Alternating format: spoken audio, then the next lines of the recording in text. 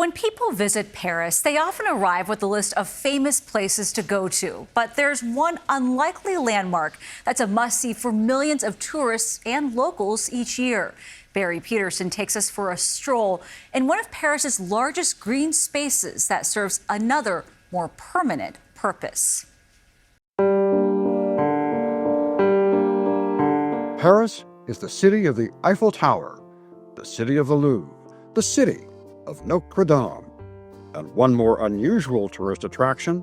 This is part of the whole beauty, just walking, the trees. Yeah. The city of the dead, Père Lachaise Cemetery. So here we're walking through what used to be the limits of the old cemetery and the beginning of the newer one. Our guide is Lucien Lebrun of the company My Private Paris. This is the cemetery you'll find some of the most important people in the history of Paris. So if you're buried here, then you become one of the most important people in Paris. Hopefully. With more than 3 million visitors a year, it may be the world's most visited cemetery.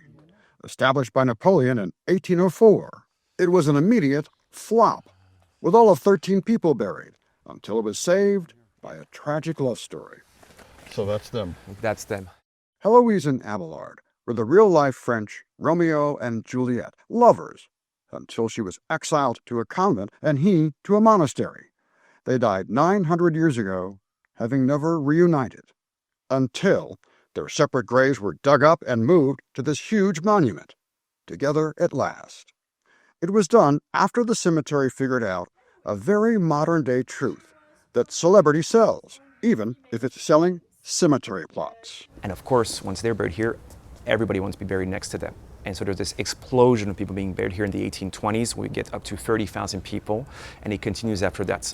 I don't have to be French or Parisian to be buried here. I just need to die in Paris. Yes, it's 3 conditions. Either you die in Paris, or you own property in Paris, or you were born in Paris. Of the many times you've been here, do you still find new things when you come here? Yes, every single time. As you walk among the 70,000 graves, listen closely. Very early in the morning, because the cemetery both opens very early or closes very late, so you do feel something lingering around. Like the echoes of Jim Morrison, who died in Paris in 1971. His faithful make his the cemetery's most visited grave, and many leave tokens of love. What do you see that people have brought? I see pictures, I see flowers. Pictures, flowers. If you come here early enough in the morning, you might find the gifts of the night before, which usually revolve around alcohols and more or less hard drugs. On her first trip to Paris, Saoirse Madden from the San Francisco Bay Area came here, but without a gift. Next time, you'll bring flowers? A whole bouquet.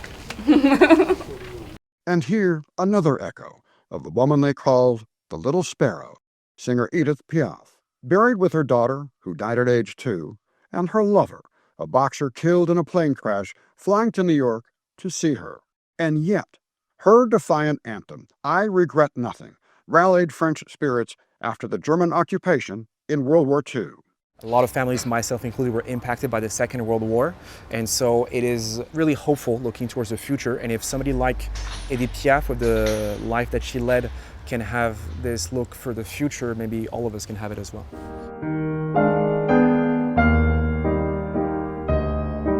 Nearby, you can almost hear the gentle notes of his nocturnes at the grave of Frédéric Chopin, where he is buried.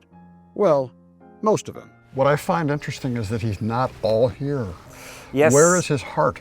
His heart was sent back to his homeland a little bit later after Warsaw. his death. To Warsaw, exactly, to Warsaw, Poland. Writer Oscar Wilde was persecuted for his homosexuality, but he found an after-death redemption here. He was originally buried in a pauper's grave in a rural vineyard. Right. Wait, let me get this right. Yeah. Oscar Wilde dies in Paris, Yes. which qualifies him for a spot. Yes. But he's too poor, so they put him somewhere else. Yes. Because he was, in that point of life, he was considered a very bad person because Yes. of his homosexuality. Yeah.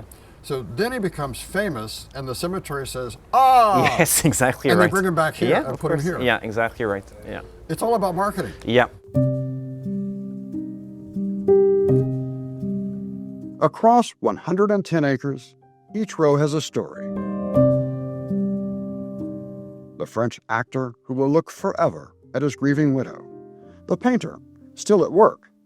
The poet who seems intent on beating death by climbing back into life.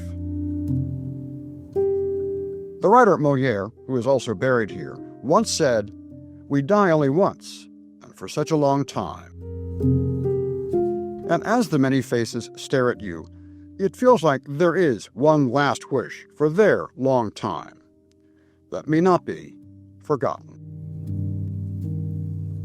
For CBS Saturday Morning, Barry Peterson, Paris. What a collection, what a museum and mosaic of the lives of so many people, right? The history and the humanity of the impact from the lives in that land alone are just incredible. The impact they've had on us even to this day. It was such a well-done piece, It really too. was. Barry Peterson, you go. Yeah.